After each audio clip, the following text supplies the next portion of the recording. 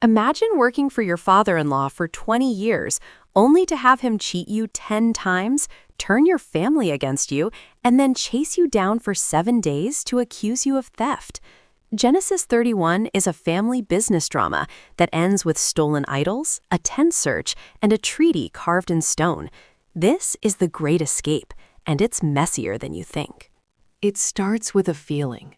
Jacob notices Laban's sons whispering. The accusation?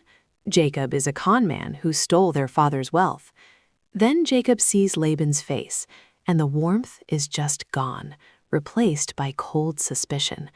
The relationship that was already strained is now completely fractured. Jacob knows it's time to leave. But leaving quietly? That's not how this family operates. Jacob didn't just have a vague complaint. He had the receipts. Laban cheated him and changed his wages 10 separate times over 20 years. Every time Jacob started winning, Laban moved the goalposts. But then God steps in with a clear command. Go home, return to your father's land. This isn't just Jacob running away. It's a divine mission. The escape is now sanctioned from above. Jacob calls a meeting with his wives, Rachel and Leah. Their response? We're 100% on board. They feel like their father treated them as outsiders, sold them off like property, and wasted the bride price. To them, Jacob's wealth isn't stolen. It's their rightful inheritance. The family is united. The decision is final. They're packing up and leaving. But someone has one more move to make. Laban is away shearing sheep, the perfect window. Jacob begins the quiet exodus. But Rachel? She secretly steals her father's household idols, the teraphim. These aren't just religious trinkets. They represent family authority and inheritance rights. With this one act, Rachel turns a quiet exit into a high-stakes crime drama. And Laban? He has no idea. Yet, 3 days pass before Laban finds out. Then the chase begins. He pursues Jacob for 7 straight days, a total 10-day tension builder. He's closing in, ready for confrontation. But the night before the showdown, God appears to Laban in a dream with a stark warning. Be careful what you say to Jacob. Laban arrives ready for war, but his hands are divinely tied. The power dynamic just shifted. Laban catches up. The confrontation is explosive. He accuses Jacob of sneaking away like a thief and treating his daughters like prisoners of war. But then comes the real issue. Why did you steal my gods? The idols weren't just statues. They were the family legacy. Laban is furious. Jacob, who has no idea Rachel took them, makes a fatal declaration.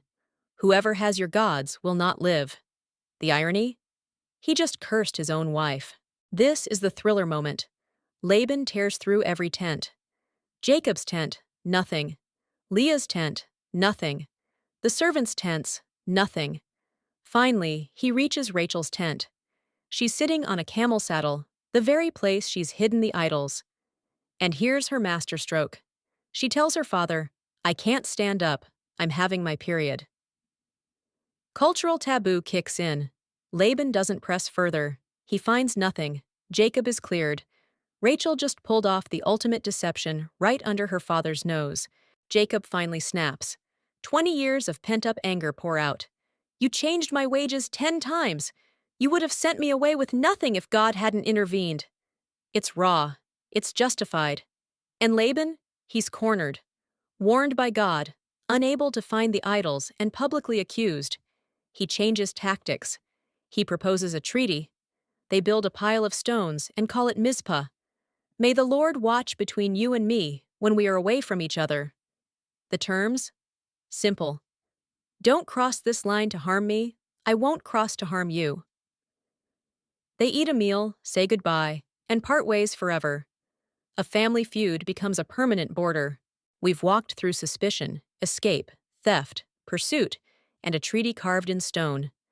Before you go, sit with these questions. First, Jacob stayed in a toxic situation for 20 years. When do you know it's time to leave? And when is leaving actually obedience, not escape? Second, Rachel stole the idols her father worshipped. What idols? Things you've inherited or held on to? Might God be asking you to let go of? 2 questions. Breathe. Let them settle.